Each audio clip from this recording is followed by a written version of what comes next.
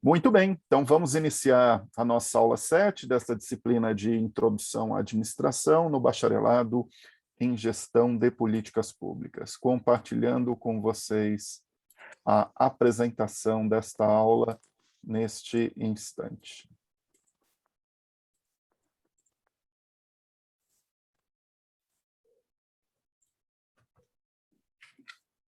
Apresentação compartilhada. Verifiquem novamente, por gentileza, seus microfones. Eu estou escutando algum microfone em aberto. Então, novamente, bom dia a todos e todas. Como vocês sabem, esta é a nossa aula 7, a sexta aula telepresencial, e seguindo o nosso cronograma, hoje, 1º de outubro, vamos trabalhar com a terceira escola do enfoque ou abordagem clássica, intitulada O Estudo da Burocracia. Claro que as nomenclaturas variam, alguns livros-textos vão indicar uma teoria da burocracia, alguns uns estudos da burocracia, enfim, assim como nas escolas anteriores, sempre há uma variação na nomenclatura de cada uma das escolas. Por exemplo, administração científica pode ser administração científica, Taylorismo, Taylorismo-Fordismo, o processo administrativo que nós apresentamos para vocês na aula passada, ora é processo administrativo, ora é gestão administrativa, ora é faiolismo, e hoje vamos estar estudando a teoria da burocracia, que alguns, inclusive, chamam de weberianismo, em alusão ao principal autor desta ideia, o sociólogo alemão Max Weber. Muito bem. Antes de prosseguirmos, eu vou novamente descompartilhar a tela para verificarmos os microfones, que eu acredito que alguns estejam com o microfone ligado. Um instante, por favor.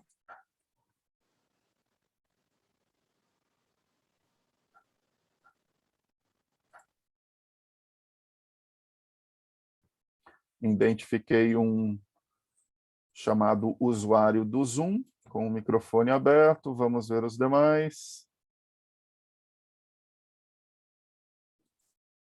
Creio que agora estejamos com todos os participantes com o microfone desligado. Compartilhando novamente a apresentação com vocês.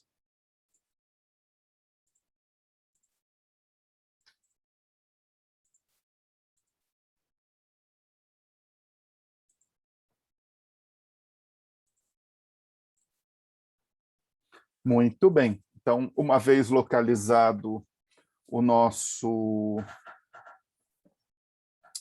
cronograma, vamos iniciar a aula, o estudo da burocracia. Antes, porém, recordar é viver, pergunto a vocês o que ficou da aula 6. Na aula 6, nós trabalhamos com a segunda escola do enfoque clássico, o processo administrativo. Vamos recordar alguns dos conceitos, então, trabalhados e ver se vocês têm alguma dúvida ou pergunta. Eu recordo, por exemplo, da questão que o Caio apresentou na aula passada, entre a diferença linha e staff, que nós não tivemos tempo na oportunidade para responder. Podemos responder na aula de hoje, caso a dúvida persista. Então, todos vocês se recordam desta sequência das escolas clássicas da administração. Lembrando que as escolas clássicas têm diferenças, cada uma tem um foco. Por exemplo, a administração científica se volta para a organização da produção e do trabalho, fazendo a relação entre a função de controle da administração com o seu nível operacional na relação com os trabalhadores. A gestão ou processo administrativo já pensa toda a organização a partir da estrutura organizacional, mobilizando, para tanto, a função de coordenação. A burocracia, como vamos estudar na aula de hoje, igualmente tem como foco a estrutura, mas estuda a estrutura a partir de um tipo de autoridade ou dominação denominado burocracia, que vai ser traduzido em um modelo de gestão.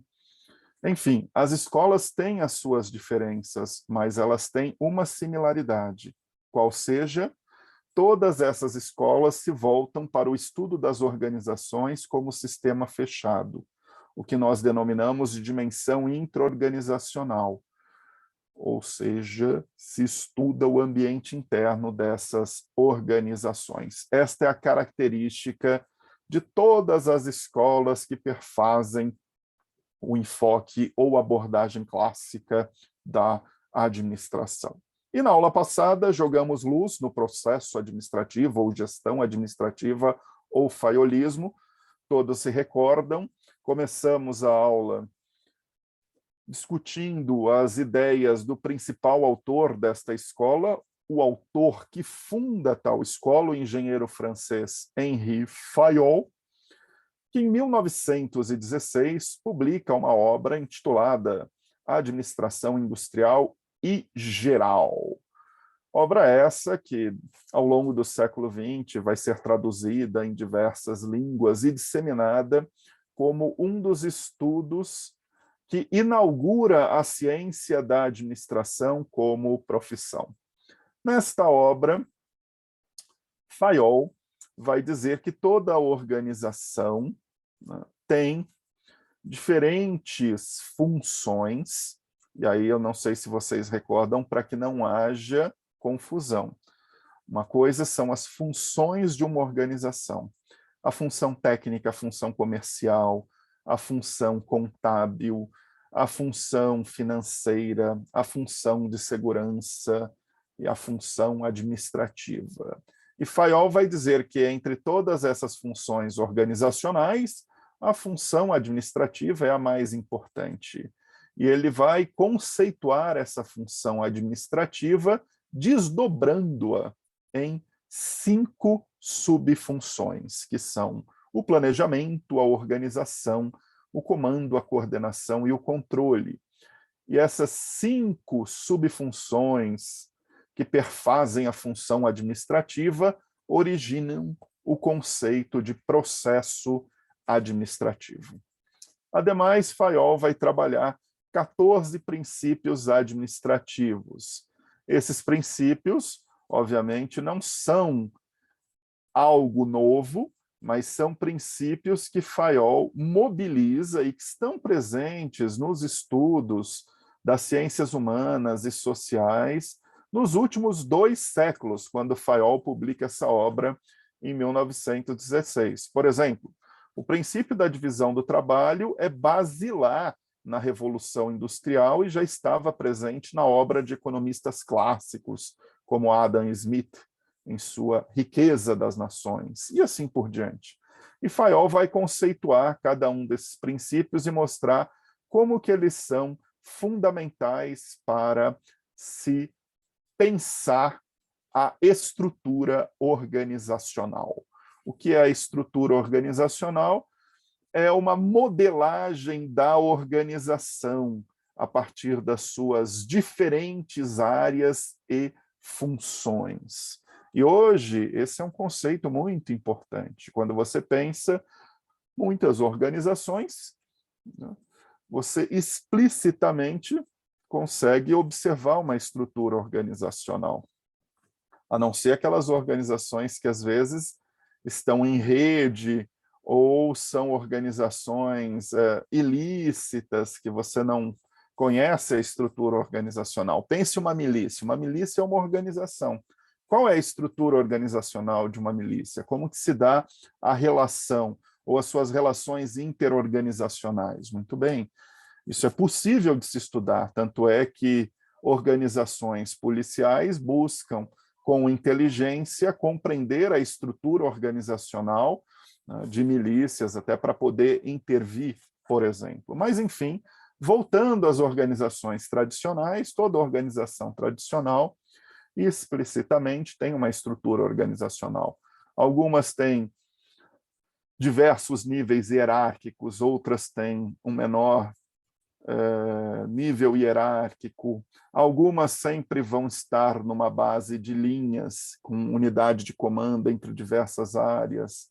Algumas vão ter mais de uma unidade de comando e vão se transformar em organizações matriciais, o que é muito comum na gestão contemporânea, quando as organizações trabalham não por funções, mas por projetos que interpenetram diversas funções, enfim. Então, esses princípios são para pensarmos a estrutura organizacional. Então, esta é a base que dá origem à escola do processo ou gestão administrativa. Essa escola tem como principal conceito derivado das suas ideias o modelo heurístico do processo administrativo. Lembrando que o modelo heurístico ele não é um modelo que explica a realidade, mas ele é um modelo que busca subdividir essa realidade, seja para interpretá-la, seja para organizar o conhecimento para ação, assim como é o ciclo de políticas públicas que vocês estudaram na disciplina de introdução ao estudo das políticas públicas. O ciclo de políticas públicas, agenda, formulação, implementação e avaliação não explica como funcionam as políticas públicas. Muitas vezes, quando você observa uma política pública, você não consegue, de fato, observar essa sequência lógica entre essas 4 fases ou etapas. Mas o ciclo serve, sim, para que você pare e pense uma política, para que, portanto, a partir do foco numa fase ou etapa, você interprete essa política ou você organize o conhecimento para a ação em uma política. O processo administrativo, idem. Quando você pensa uma organização, muitas vezes, em todas as organizações, você consegue ver claramente essa separação entre fases e etapas, linearmente. Inicialmente, o planejamento, depois a organização. Às vezes, essas coisas estão justapostas. Enfim, assim como vocês aprenderam para o ciclo de políticas públicas, muitas vezes, durante o processo de implementação, se refaz a formulação de uma política, e assim por diante. Muito bem. Mas o processo administrativo é fundamental como conceito, porque a teoria da administração, no decorrer do século XX, desenvolveu uma série de corpos de conhecimento sobre planejamento, organização, direção e controle. Então, é importante nós compreendermos o conceito de cada uma dessas funções, o que é o planejamento, o que é a organização, o que é a direção, recordando que direção aqui justapõe as funções de comando e coordenação que Fayol apresentou, e o termo direção é um termo contemporâneo, alternativo aos termos clássicos, comando e coordenação, e o controle. E na aula passada, então, após apresentar o processo administrativo, eu fiz algumas discussões com vocês para avivar, concretizar este conceito, vocês fazerem uma relação deste conceito com a ambiência das organizações públicas e das políticas públicas. Recordem, por exemplo, desta ilustração, que está presente no meu livro de políticas públicas, com o professor Leonardo Sec e o professor Valdemir Pires, que nós chamamos de P's da gestão de políticas públicas. E esses P's, eles se referem a artefatos do planejamento. A função de planejamento geralmente é desdobrada em planos, programas, projetos, processos, e a gente pode pensar a relação dessas funções de planejamento com as políticas públicas. Pensem os 3 P's das políticas públicas. A polity, são as instituições políticas, a politics, que é a dinâmica política, e a policy, que é a orientação política. Uma orientação política, muitas vezes, ela é traduzida em um plano. Às vezes o plano, inclusive, ele é normativo, portanto, ele se torna uma lei. Um plano é desdobrado em um conjunto de programas governamentais. Os programas governamentais são sustentados por um rol de projetos públicos. E os projetos públicos estão lastreados em uma série de processos que ocorrem em organizações públicas, por exemplo. Enfim, Então, é só para relacionarmos aqui a ideia de planejamento e veja como que esse quadro, então, mostra a relação entre artefatos de planejamento com a ideia de políticas públicas e como que esses artefatos vão variando a cada nível de administração em uma organização. A discussão de organização, ela pode ser intra-organizacional, por exemplo, no ambiente de uma organização, como que eu modelo essa organização a partir de estruturas, de processos e de comportamentos. Então, pensem a USP. Qual é a estrutura organizacional da USP? A USP é uma universidade que é um conjunto de unidades de ensino. Cada unidade de ensino tem a sua especificidade, portanto, existe alguma autonomia no funcionamento das unidades de ensino, mas, igualmente, essas unidades de ensino se remetem a procedimentos e regulamentos da universidade. Pensem a USP, por exemplo, é uma organização pela metáfora de uma federação, é como se fosse, né, um país com uma série de estados, né? Cada unidade de ensino cumpriria aí um papel de um estado, só para fazermos a metáfora. Isso é uma discussão de organização, mas veja que a discussão de organização pode ir da dimensão intra-organizacional à dimensão interorganizacional, ou seja, a relação entre diversas organizações em torno de uma política pública, por exemplo. E esta dimensão interorganizacional, quando ela não é hierárquica, nós chamamos de governança. E essa governança guarda relação, como nós explicamos para vocês em uma das primeiras aulas, com o conceito de Estado-rede. O que é o Estado-rede? O Estado-rede é pensar o Estado a partir de uma miríade de organizações.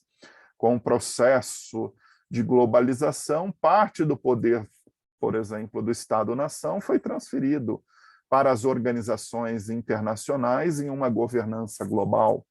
Em uma federação, você precisa pensar o poder de cada um dos entes e a relação entre esses entes, o que nós chamamos de relações intergovernamentais, considerando o governo federal e os governos subnacionais, os estados e municípios. Nós temos cada vez mais a participação do terceiro setor fazendo a provisão de serviços públicos a partir de contratos com os governos. Enfim, então esta figura ilustra uma ideia de organização. Neste caso, uma organização pelas relações interorganizacionais a partir do paradigma da governança pública. Sobre direção e execução, eu creio que todos vocês se recordam deste slide, quando visualizamos os diferentes níveis de uma burocracia. Eu expliquei para vocês na ocasião como que uma organização pública pode ser pensada a partir dos níveis da administração estratégico, tático e operacional em 3 segmentações ocupacionais da burocracia, e o papel que cada uma dessas burocracias tem para a direção e ou execução. Por exemplo, o nível estratégico é formado pelos dirigentes públicos. Em uma prefeitura, dirigentes públicos são prefeito, vice-prefeito, secretários municipais, secretários executivos, adjuntos, subsecretários, presidentes ou diretores de empresas públicas, autarquias. Eles cumprem com o papel de direção, ou seja, o direcionamento da organização a partir da orientação política, da elaboração de planos. É diferente de um nível tático, que é o nível da gerência, os gestores intermediários ou a burocracia de médio escalão. Está ali cumprindo com um papel, né, de gerenciar áreas, coordenar programas e equipes de trabalho, que é diferente da função do nível operacional, que cumpre com um trabalho técnico ou mesmo a prestação de serviço diretamente na relação com o cidadão. Neste caso, quando a burocracia presta o serviço diretamente ao cidadão, nós chamamos de burocracia do nível da rua, como uma tradução literal do termo em inglês street level bureaucracy.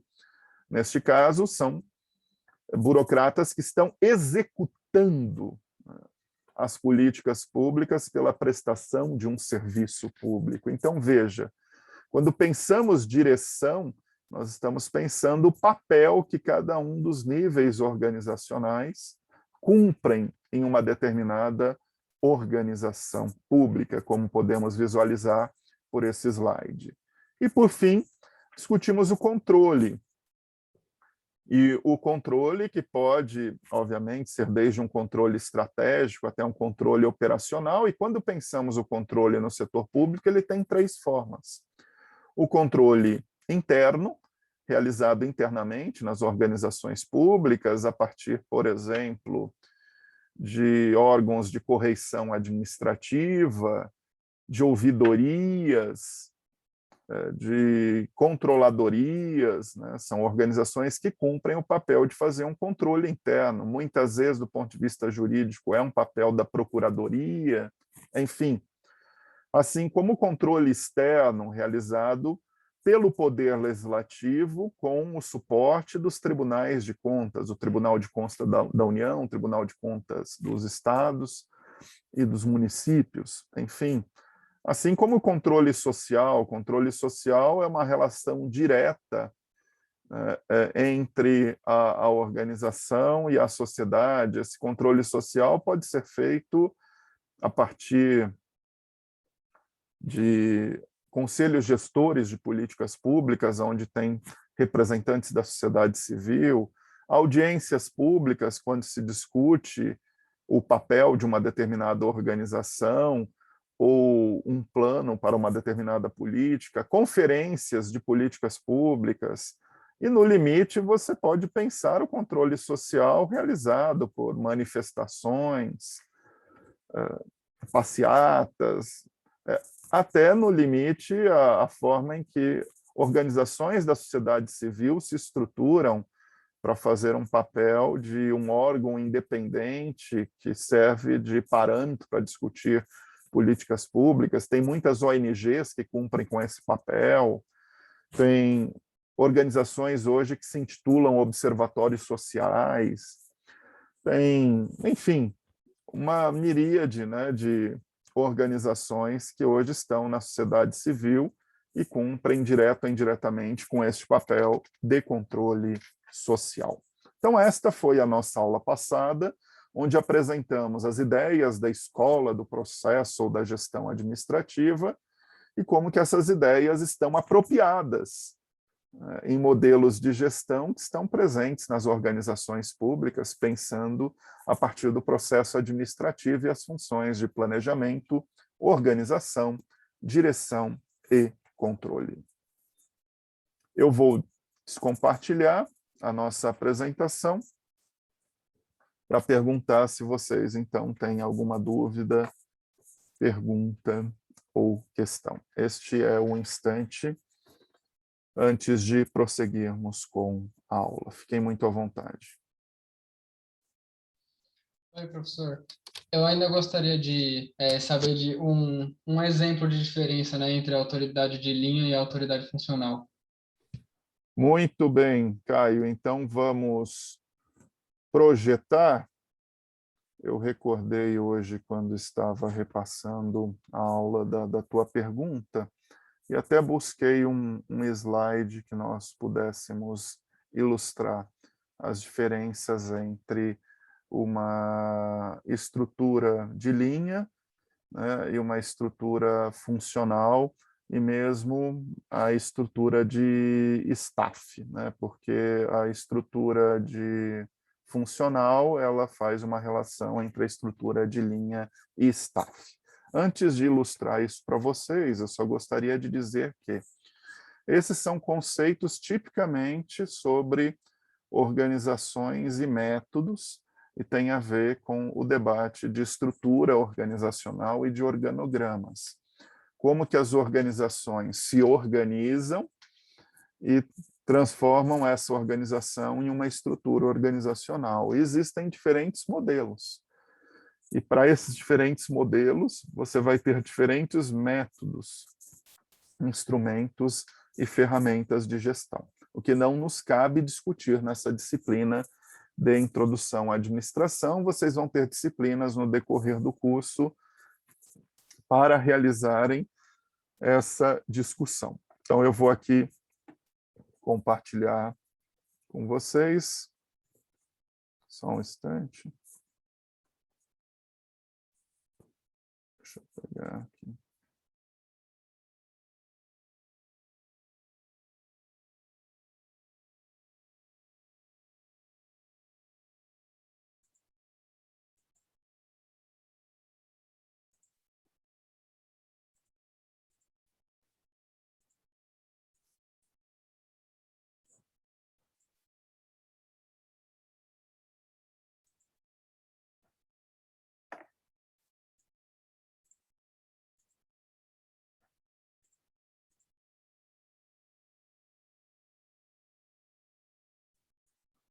Eu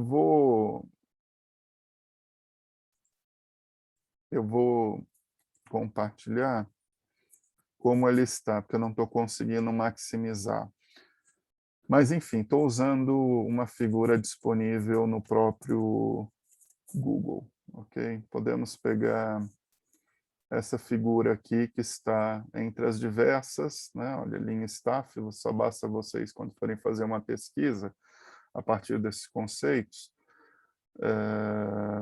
vários conceitos de estrutura organizacional, às vezes é já preferível fazer a pesquisa em imagem do que no texto, né? Porque hoje você tem muitas imagens disponíveis de apresentações ou de livros didáticos. Então vejam essa figura que eu estou, nesse instante, projetando, e veja essa que está do lado direito de vocês, né? A diferença entre a estrutura linear, funcional, né, e a estrutura de linha e staff.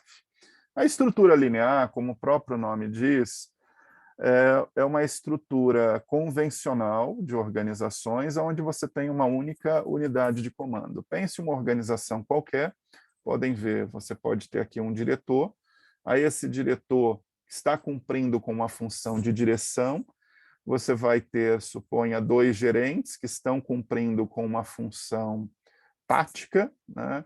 E cada um desses gerentes vai ter uma equipe cumprindo com uma função operacional de execução. Então, você tem uma única relação, né, de unidade de comando. Quando você pensa a estrutura funcional, esta estrutura funcional, ela já tem, né, a capacidade de você pensar a relação entre diferentes áreas gerenciais com as diferentes áreas de execução, né, como vocês podem ver aqui. Obviamente, eu mantenho a unidade de comando do nível de direção com o nível gerencial, mas entre o nível gerencial e a execução, eu já tenho diversas inter-relações. Isso acontece muito nas organizações contemporâneas, afinal, a execução ela requer a justaposição de uma coordenação entre diferentes áreas, né? Então, pense em uma prefeitura, né? Dentro de uma secretaria da educação. Aqui eu tenho, vamos supor, o diretor, que vamos supor, fazer o papel de secretário de educação. Ele tem 2 gerentes, né? Um gerente, vamos supor, de compras, e um gerente de suprimentos na área meio da Secretaria de Educação. Essas pessoas aqui, no momento da execução da relação entre, né, compras e suprimentos, vai ter uma relação entre essas diferentes áreas. Enfim. Né? E, por fim, o que nós chamamos de organização linha staff é quando você tem uma divisão entre o que é uma função gerencial, que está muito dentro de um papel de execução, e o que é uma função de staff, que está muito dentro do papel de assessoria, né? Quando você para pensar, inclusive no setor público, pense os cargos de livre provimento, chamados DAS, que são aqueles cargos que podem ser ocupados independente de concurso público, muitas vezes. Os DAS, o que é um DAS? É um cargo de direção e ou assessoramento.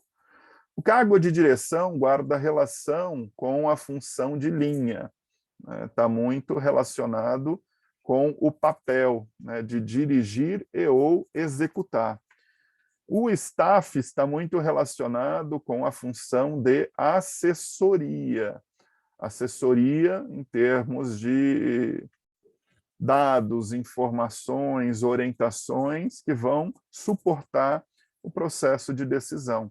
Então, muitas vezes, vocês vão ter organizações em que, no organograma, vocês vão conseguir, por exemplo, ver, como vocês podem estar vendo nesta figura aqui ao lado, a estrutura linha staff, onde eu estou passando o mouse neste momento, né? Você tem uma série de setores da organização, mas entre esses setores e o administrador geral, eu tenho uma área de assessoria. Essa área de assessoria, ela cumpre com a função de staff, enquanto cada um desses 3 setores cumprem com a função de linha, ok? Então, isso é só para que vocês possam ter uma ideia desses conceitos. São conceitos que estão em torno da ideia de estrutura e modelagem organizacional. Mais alguma dúvida, pergunta ou questão? Sim ou não? Então, vamos prosseguir. Eu vou voltar com a nossa apresentação.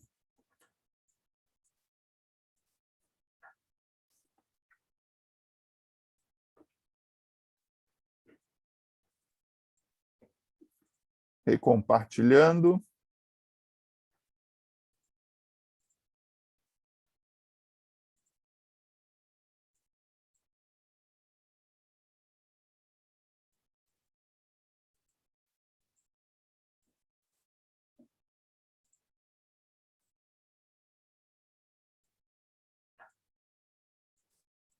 Tela recompartilhada. Então, uma vez que terminamos a revisão do conteúdo da aula 6, antes de iniciar o conteúdo da aula 7, eu trago para reflexão. O que é importante da aula 6 sobre a escola do processo ou gestão administrativa? Que vocês sejam capazes, como estudantes de primeiro ano de gestão de políticas públicas, considerando, né, o conceito do processo administrativo e pensando em uma organização pública qualquer, seja ela qual for, né, vocês têm que serem capazes de pensar atividades e projetos, né, que relacione cada função do processo administrativo com uma área funcional, por exemplo. Alguns devem estar se perguntando, mas o que você está se referindo, né, com essa relação entre atividades e projetos, entre processo administrativo e área funcional? Eu estou me referindo a essa ilustração aqui. Ilustração essa que nós utilizamos em uma das nossas primeiras aulas, mas na oportunidade ela estava preenchida com exemplos da gestão empresarial, porque é uma ilustração presente naquele capítulo 1 do livro da Alqueta Pesce, do Felipe Sobral, que nós utilizamos para apresentar para vocês algumas definições usuais de administração. E agora eu trago a mesma ilustração, mas convidando vocês a pararem e pensarem o processo administrativo de planejamento, organização, direção e controle, aplicados a algumas áreas funcionais em organizações públicas. Por exemplo, o que eu posso pensar em termos de planejamento de recursos humanos em organizações públicas? E recordando que eu ainda posso fazer esse debate por nível de administração. Se seria um planejamento estratégico em recursos humanos? Seria um planejamento tático? Seria um planejamento operacional? E assim por diante. Então, recursos humanos, finanças, orçamento, comunicação, logística. Isso é uma ideia inicial, né, para relacionarmos o processo administrativo trabalhado nesta aula 7 com áreas funcionais. Claro que vocês ainda não tiveram aula sobre áreas funcionais. E nesta disciplina nós não teremos aula para cada uma dessas áreas funcionais. Essas áreas funcionais vão ser trabalhadas no decorrer do curso, em disciplinas. Vocês vão ter uma disciplina sobre recursos humanos, uma disciplina sobre finanças, orçamento, contabilidade, uma disciplina sobre marketing e comunicação, uma disciplina sobre logística, assim por diante. E em todas essas disciplinas, vocês vão trabalhar com o processo administrativo. Enfim, então essa relação é fundamental. Muito bem. Novamente, vocês serem capazes de pensar em atividades e ou projetos simples que relacionem cada uma das funções do processo administrativo com áreas funcionais nas organizações públicas. Então, eu deixo isso para a reflexão de vocês. Continuando, vamos então iniciar esta nossa aula 7. Continuamos utilizando o livro didático do professor Antônio César Amaru Maximiano, Teoria Geral da Administração, desta vez no seu capítulo 5, intitulado Max Weber e o Estudo da Burocracia. Como vocês puderam perceber, aqueles que realizaram a leitura desses textos das últimas 3 aulas, o texto da aula sobre administração científica, o texto da aula sobre processo administrativo e o texto da aula de hoje, trata-se de textos, né, relativamente fáceis, né, numa linguagem acessível e que apresentam introdutoriamente as ideias de cada um desses 3 autores e como que essas ideias deram origem às escolas clássicas da administração. Taylor e a administração científica, Fayol e o processo administrativo, e Weber e o estudo da burocracia. Weber, talvez na disciplina de introdução à sociologia, vocês estudaram. Creio que sim. Por que estudaram? Porque Weber é um autor fundante das ciências sociais. Vamos recordar da tríade. Weber, Marx e Durkheim. Weber é um autor fundante para a sociologia, assim como Marx é um autor fundante para a ciência política, e assim como Durkheim é um autor fundante para a antropologia. Então, acredito que na disciplina de introdução à sociologia, vocês estudaram as primeiras ideias de Weber, que estão presentes em um conjunto de obras, mas a obra de Weber que nos importa na aula de hoje é alguns fragmentos, no caso, capítulos, do livro Economia e Sociedade. Então, vamos começar localizando esta escola. Essa escola, ela tem a sua emergência no início do século XX. As ideias fundantes desta escola estão relacionadas à sociologia weberiana, mas também se relacionam com outros autores. Eu até coloquei para vocês,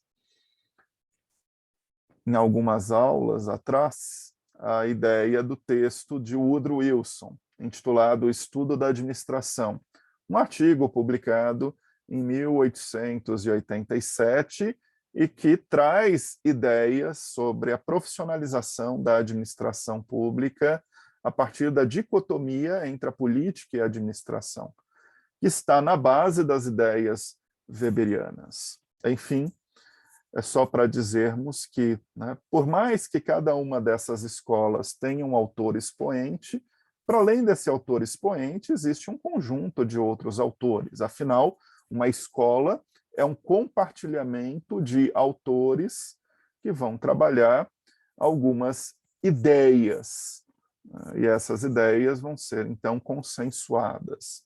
Enfim, vamos recordar a fase organizacional, assim como a escola da administração científica e a escola do processo administrativo surgem nessa transição do século XIX para o século XX, a escola da burocracia, idem.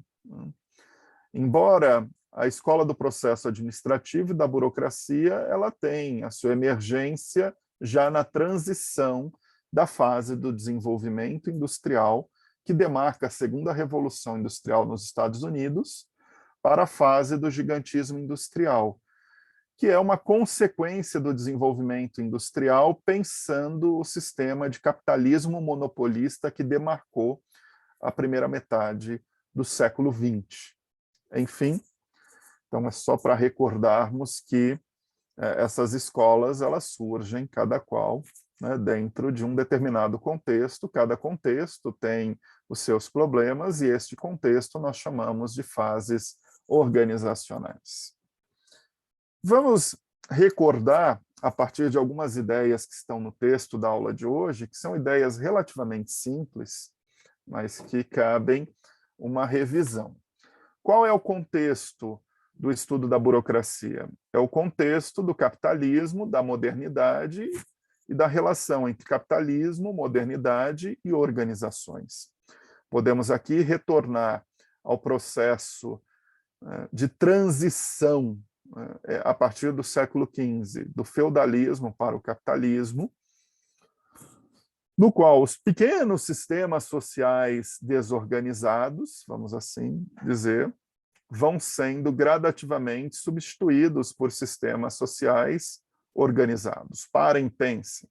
Clãs, tribos, feudos vão dando espaços, enquanto unidades sociais que se justapunham, comunidades produtivas a grandes empresas, ao Estado moderno, às igrejas, por exemplo. Então, é só para pensarmos como que o estudo da burocracia ele se apresenta a partir deste processo, né, de transição do feudalismo para o capitalismo e de modernização das organizações. As ideias iniciais, que é uma sistematização, né, desta relação entre capitalismo e modernidade, né, aventando o conceito de burocracia, trazida por Weber, um sociólogo alemão, que vive entre 1864 e 1920.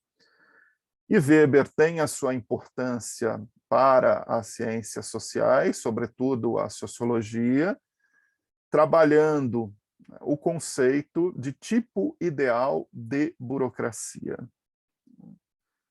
Entendia-se a burocracia como um tipo de poder ou de dominação, e não como sistema social. Isso é fundamental. Weber, em sua obra, não está trabalhando a burocracia como um sistema social.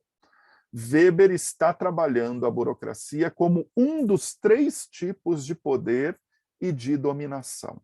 E depois, as ideias de Weber de burocracia como tipo de poder e dominação vão ser operacionalizadas como um sistema social a partir de um modelo de gestão, que é o modelo burocrático. Mas esse é um papel que vai caber a autores da área da administração, e não a autores, né, da área das ciências sociais naquele instante. Enfim.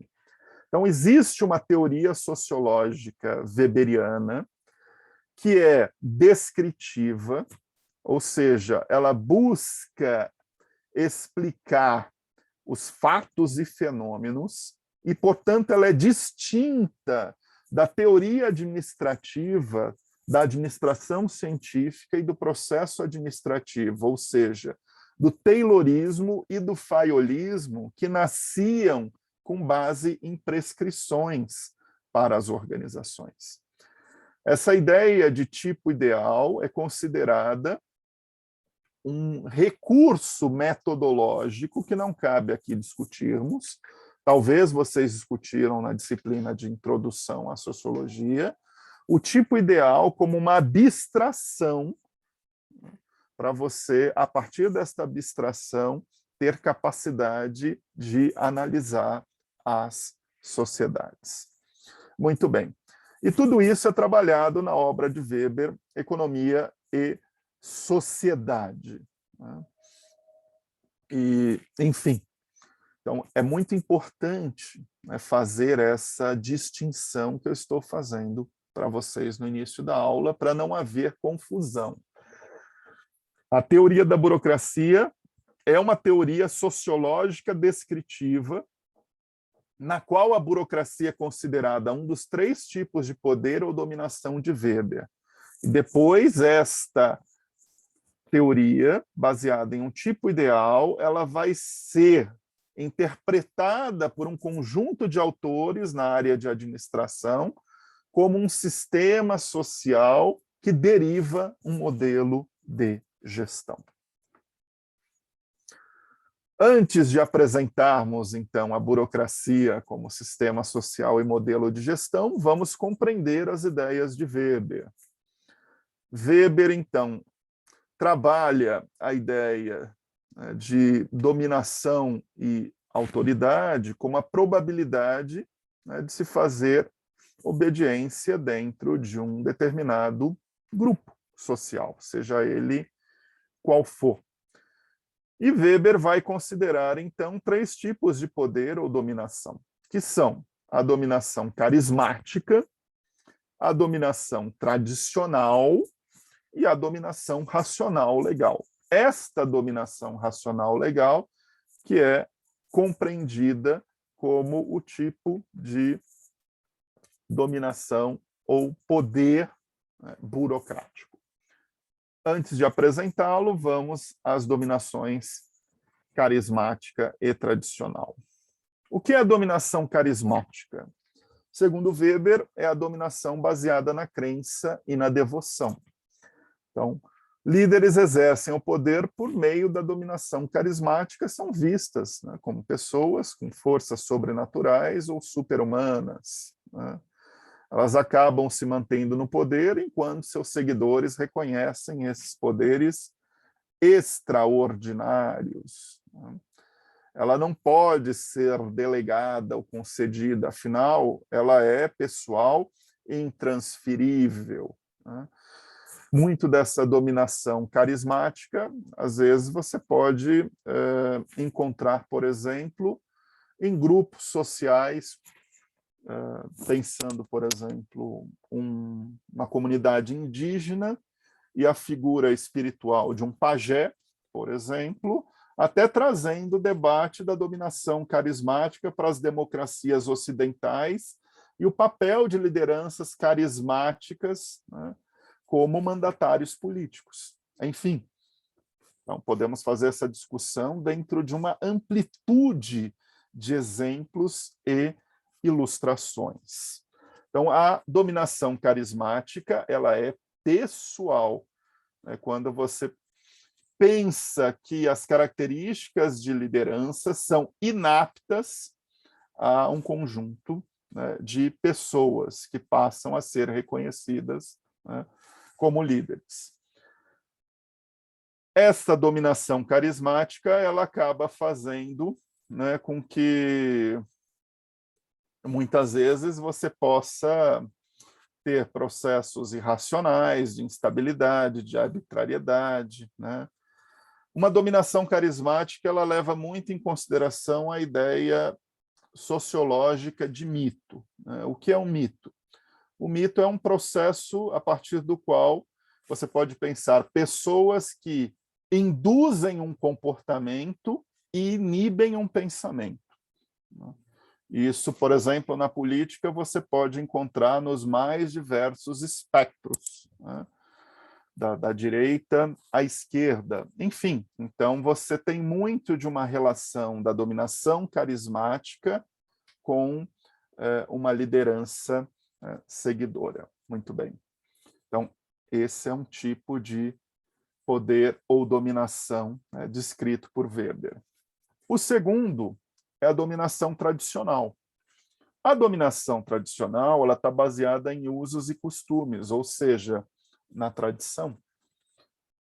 As relações, então, entre, podemos pensar aqui, subordinados e chefias, né, entre súditos e soberanos, elas não são determinadas pelo dever objetivo, né, da posição ocupada pelo líder, mas por um processo de lealdade, né? Enfim, então, obviamente, isso pode ser transferido por herança, né? E aí você tem a ideia de hereditariedade, né? Pense, por exemplo, a hereditariedade de cargos públicos nos estados modernos absolutistas. Está num processo de dominação tradicional, né?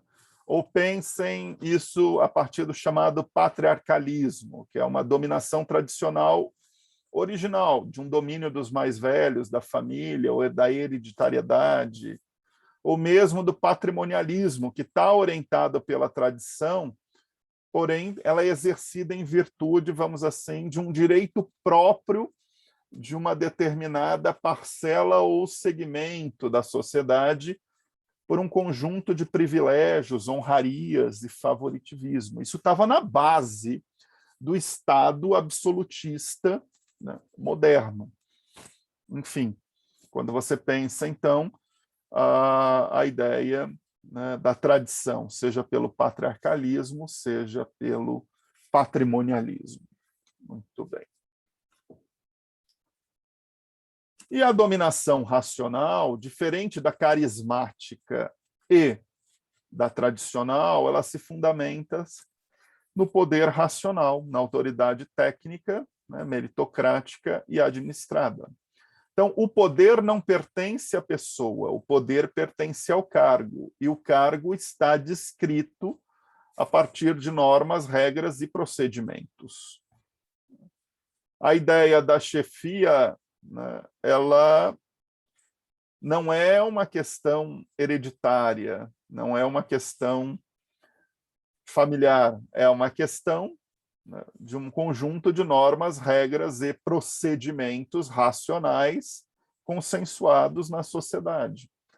E aí você pode até pensar, né, os sistemas republicanos, né, que deram origem à transição de monarquias para o republicanismo. Aqui você pode pensar o processo de despersonalização das organizações pela criação de normas, regras e procedimentos. A dicotomia entre política e administração, ou seja, a política, neste caso, ela vai ser exercida por mandatários políticos que vão se suceder à administração.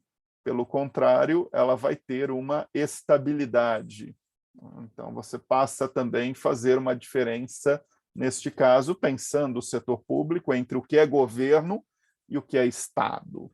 Então, o aparato administrativo, né, passa a ter, né, uma dominação racional, e essa dominação racional é intitulada por Weber de burocracia. Muito bem. E essa burocracia, segundo Weber, ela tem 3 princípios como tipo de poder, né, ou dominação. O primeiro princípio é o formalismo, ou seja, toda a burocracia ela é formada por um sistema de normas. As normas são um conjunto de leis, regras e procedimentos que definem o comportamento das pessoas nas organizações. Então, você passa a ter uma figura de autoridade. Essa figura de autoridade não é inerente à pessoa, é definido pela lei, por uma regra. Quem foi eleito ou quem assumiu um determinado cargo na organização a partir de determinados critérios. Enfim, isto é o formalismo. A impessoalidade parte da ideia que as pessoas são ocupantes de cargos ou posições formais. E a obediência se deve aos cargos e não aos ocupantes. Enfim, Então, a impessoalidade traz a ideia de você despersonalizar, né? Separar o cargo da pessoa. Enfim, então, parem para pensar. A Constituição brasileira tem uma série de princípios administrativos que estão no nosso artigo 37. Entre esses princípios estão a legalidade e a impessoalidade. A legalidade e a impessoalidade são dois princípios burocráticos presentes na nossa Constituição, porque a legalidade remete ao formalismo e a impessoalidade à própria ideia, né, de que todos são iguais perante a lei, enfim, de você despersonalizar, né, a administração pública. É claro que nós estamos tratando isso dentro de um aspecto do sistema formal. Entre o sistema formal e aquilo que de fato ocorre, né, pode ter muitos resultados, isso nós vamos entender depois, né? Entre aquilo que está previsto em normas, regras e procedimentos versus aquilo que de fato ocorre. E o terceiro princípio da burocracia é o profissionalismo, ou seja, burocracias são formadas por um corpo de funcionários que são estáveis e permanentes, né? E a ideia é que essas pessoas, né, obviamente, estão cumprindo profissionalmente com uma função, são remunerados, enfim. Então, o profissionalismo tem a ver com a presença de corpos administrativos permanentes, né, e que trabalham a partir de uma lógica profissional. Então, esses são os três princípios da burocracia como tipo de dominação ou poder, pelas ideias weberianas. Bem, vamos agora, na sequência, mostrar como que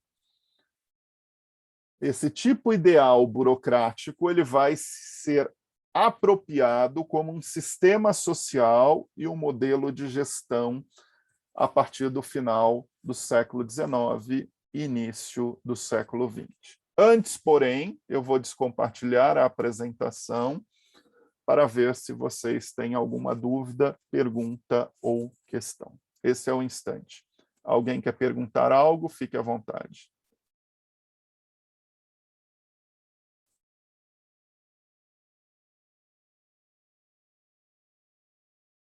Muito bem, então vamos prosseguir. Agradeço aqui pelas reações de alguns e vou prosseguir com a nossa apresentação.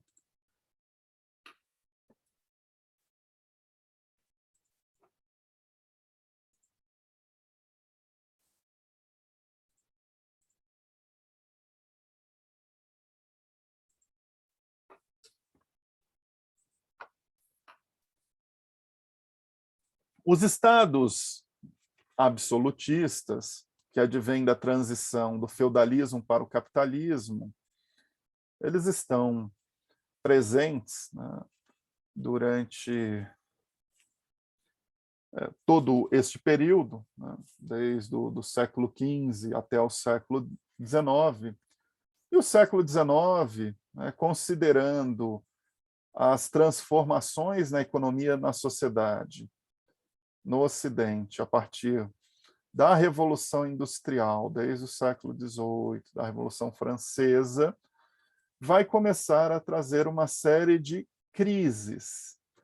Crise no sentido estrutural, crise na acepção paradigmática, ou seja, da insustentabilidade de alguns referenciais e modelos que se apresentavam como limites para a modernização das organizações no capitalismo. E, no âmbito do setor público, o século XIX é um instante de revisão, né, do modelo patrimonialista, lembrando que o patrimonialismo é uma das formas de identificação da autoridade tradicional, né, nas organizações públicas. Este patrimonialismo, na oportunidade, ele era relacionado à ideia de favoritivismo, de privilégios, de honrarias, né? E que, obviamente, no processo de organização do setor público, acabava se transformando em nepotismo, pela ocupação de cargos públicos a partir das relações familiares, né? Por uma ideia de coronelismo, né? E aqui já fazendo alusão a uma gramática política identificada no poder local na República Velha Brasileira, né, que está muito relacionada com o mandonismo, né, a forma em que o poder político é capturado pelo poder econômico dos coronéis, e assim por diante, entre outros ismos. Então, esse processo passa a ter diversas críticas, diversos questionamentos, e tudo isso vai levar a movimentos em prol de reformas na administração pública. Lembrando que reformas são processos de macromudança. E sempre o termo reforma ele está relacionado com o termo crise. Crises estruturais e ou paradigmáticas impelem por reformas. Então, a crise da administração pública, pelos limites do patrimonialismo, requeriam a reforma da administração pública pelos ideais burocráticos. Então, a reforma da administração pública, a partir do final do século XIX, em alguns países, ela começa a institucionalizar o modelo burocrático.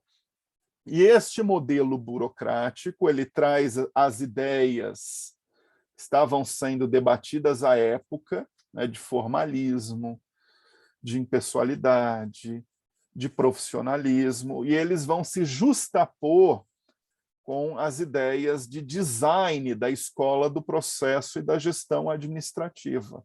Como pensar essas ideias burocráticas em uma estrutura organizacional? Este processo no mundo é um processo muito visível durante 100 anos. Ou seja, por isso que essa figura traz o final do século XIX até o final do século XX, para demarcar que todo este período é um período que se busca a profissionalização da administração pública pelo ideal burocrático para buscar suplantar o patrimonialismo. Muito bem. E a gente pode identificar esse processo em diferentes países. No caso brasileiro, vocês vão estudar este processo em uma disciplina que ocorre no 4º semestre do bacharelado em Gestão de Políticas Públicas, intitulada Estado, Burocracia e Políticas Públicas. Nesta disciplina, vocês vão estudar o processo gradual e incompleto de institucionalização do modelo burocrático no Brasil, iniciando-se no governo federal, a partir do Estado varguista, sobremodo do Estado Novo, depois a disseminação para governos estaduais, e mesmo o processo de profissionalização pelo ideal burocrático que está presente na Constituição de 1988 e a forma em que ele começa a ser trabalhado na administração pública municipal. A conclusão, vocês vão ver que no Brasil o processo burocrático, ou seja, de institucionalização dos ideais burocráticos, ele foi um processo gradual e mantém-se como um processo incompleto. Como que a gente pode empiricamente observar isso? Quando você vê ainda a ausência ou insuficiência de ideais burocráticos na nossa administração pública. Claro que eu estou apresentando isso para vocês de uma forma preliminar, mas essa discussão vocês vão aprofundando, né, no decorrer dos 4 anos de curso, a partir de diversas disciplinas.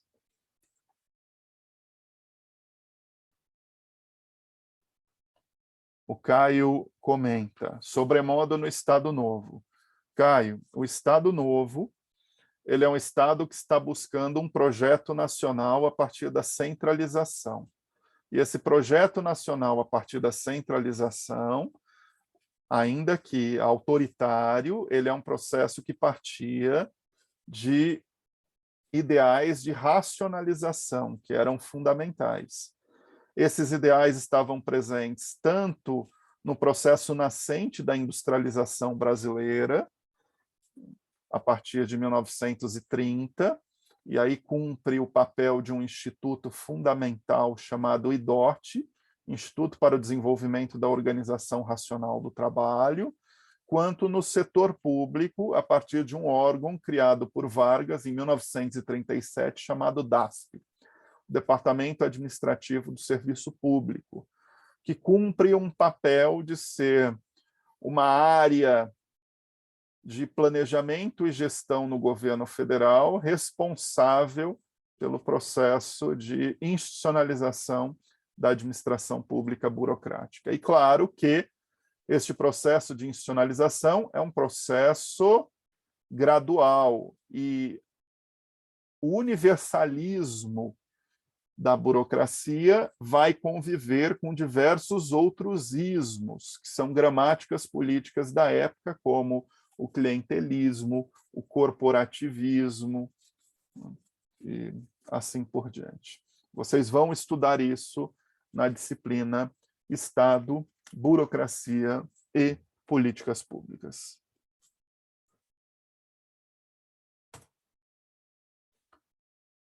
Deixa eu descompartilhar antes de continuar. Alguma dúvida, pergunta ou questão adicional?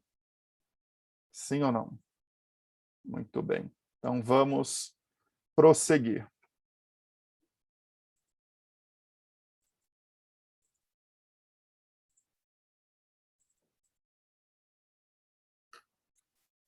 Quando você pensa as reformas burocráticas no século XX, elas são sinônimos de profissionalização da administração pública.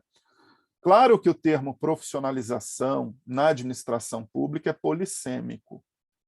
O que é profissionalização na administração pública hoje não necessariamente se refere tão somente às características do modelo burocrático. Elas se justapõem a características pós-burocráticas. Por exemplo, discutir hoje profissionalização na administração pública no mundo é discutir orientação para resultados, foco no usuário cidadão, governo aberto, participação, transparência, enfim. Esses são princípios pós-burocráticos. Talvez vocês se recordem daquele texto da minha autoria que nós utilizamos em uma das primeiras aulas, quando eu discuto a gestão pública contemporânea.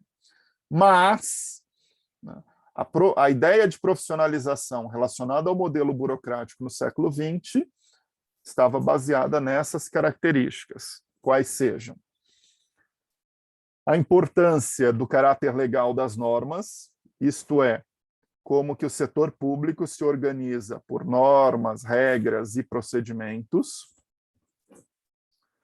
O processo de formalização das comunicações, como que você, por exemplo, começa a trabalhar uma comunicação formal e impessoal. Isso tem muito a ver com o princípio da publicidade, inclusive. A ideia da divisão do trabalho, a impessoalidade no relacionamento, a hierarquia de autoridades, criar rotinas e procedimentos padronizados, de forma em que se dê estabilidade para as organizações, buscar separar política, né, de administração, e assim por diante. Então, essas são ideias, né, do modelo burocrático. Essas ideias, às vezes, se apresentam como princípios, doutrinas, né, e vão ser traduzidas em uma série de técnicas, né, que vão estar presentes dentro do modelo de gestão burocrático. Eu poderia aqui, rapidamente, né, com base naquilo que vocês têm no nosso livro didático, do texto da aula de hoje, caracterizar algumas dessas ideias, né? Então, o caráter legal das normas e regulamentos. Então, normas e regulamentos estabelecidos previamente por escritos, você tem leis, né? Você tem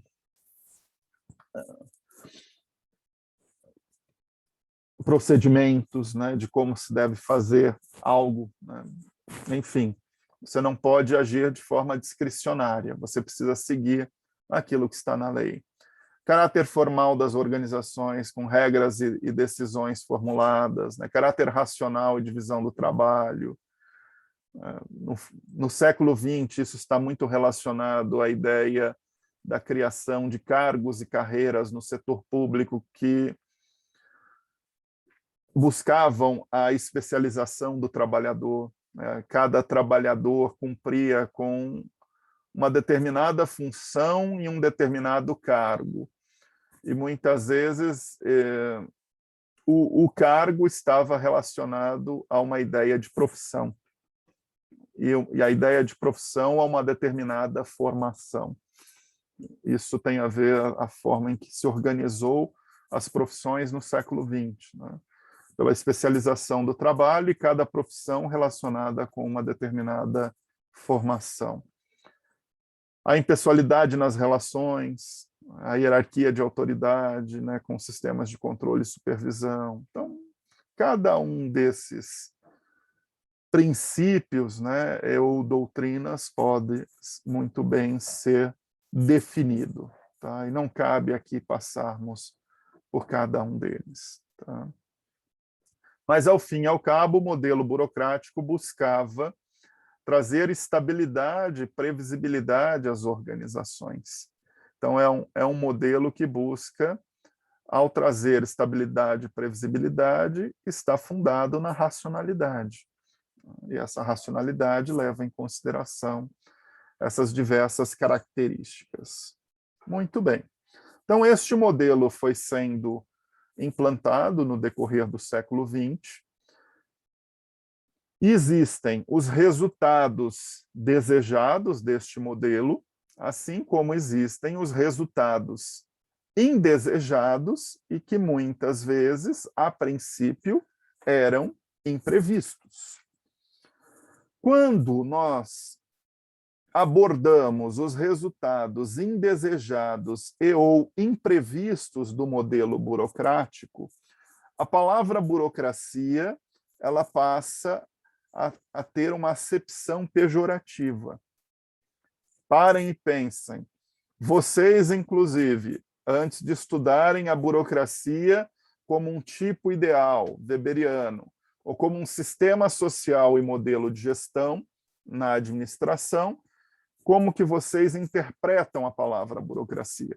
Vocês interpretam a palavra burocracia por uma acepção pejorativa, de burocracia, de estorvo, de dificuldades, enfim, como eu estou buscando aqui ilustrar, né, a ideia de alguém trabalhando em um arquivo morto e recordando, né, como no setor público você teve, ao longo do século XX, muito um processo, né, de racionalização da administração por processos administrativos burocráticos.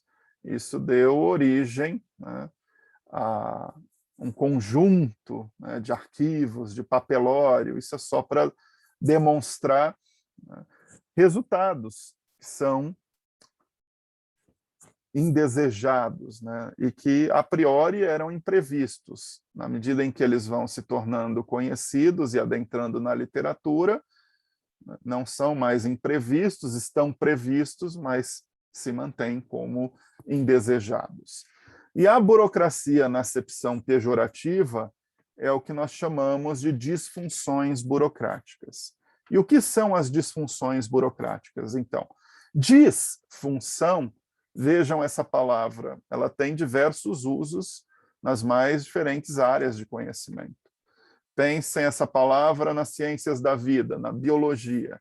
A disfunção de um órgão é um órgão que não está cumprindo adequadamente com a sua função. Pensando as organizações, né, como um órgão, as organizações também estão sujeitas às disfunções. E parte dessas disfunções podem estar relacionadas ao modelo burocrático. Então, exemplos de disfunções burocráticas. A internalização das normas é quando as normas e regras passam a ser um fim em si mesmo, né? As pessoas passam a ficar especialistas em normas e regras, e não necessariamente na execução da tarefa, né? Isso acaba influenciando a eficiência organizacional. Tem muitos comportamentos no setor público nesse sentido, que às vezes exacerbam o controle. Enfim, a pessoa às vezes vai cumprir com um papel de guardião das normas, né? Isso acontece. Vocês vão conviver muito com isso, aqueles que forem trabalhar em organizações públicas. O excesso de formalismo e papelório, né? E, enfim, você pensa, né, aqueles processos em expediente, coisas que se perdem, pastas, por mais que haja, nas últimas décadas, um processo de transformação digital. A resistência, né, às mudanças, uma vez que o modelo burocrático é um modelo que busca manter o status quo, ele tende a padronizar rotinas, e depois é difícil você fazer modificações ou ajustes no processo.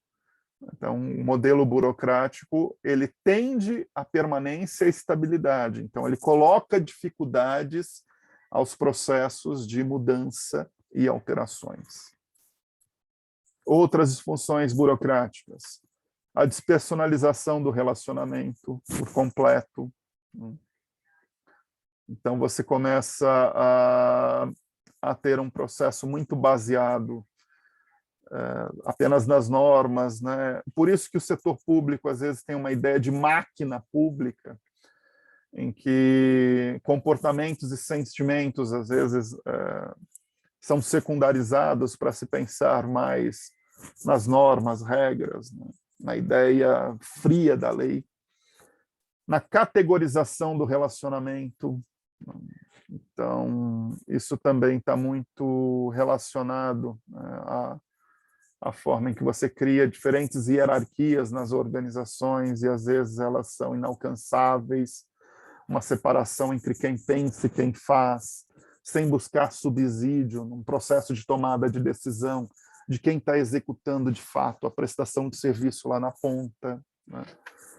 E aquilo que nós chamamos também de superconformidade, né? Que acaba afetando a liberdade, a espontaneidade, a discricionariedade do funcionário, porque ele fica preso muito à regra, né?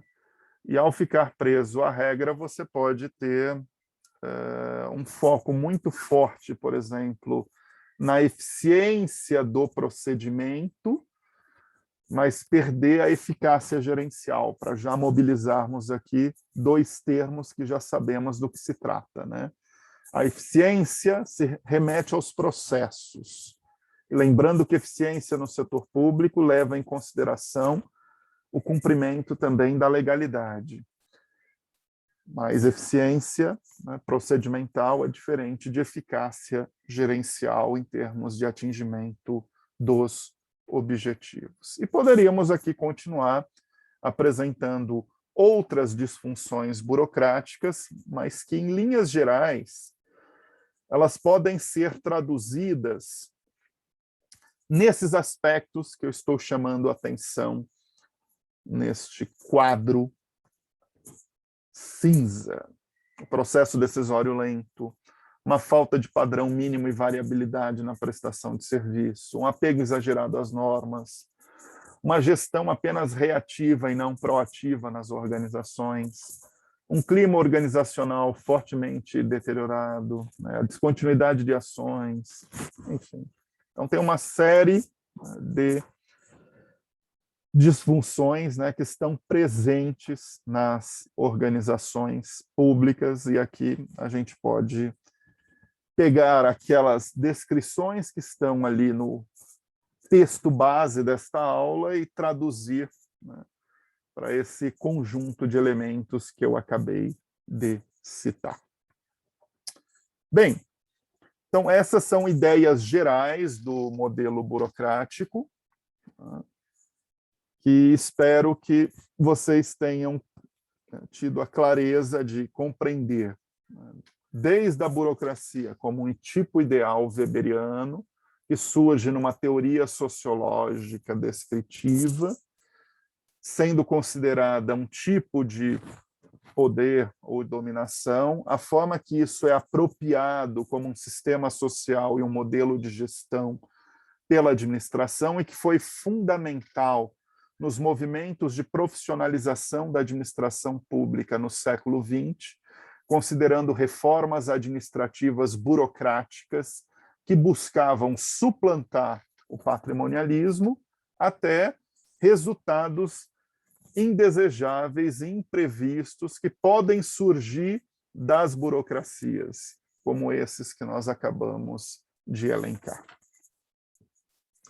Vou aqui descompartilhar a nossa apresentação e perguntar se vocês têm alguma dúvida ou questão, para podermos encaminhar o final da nossa aula.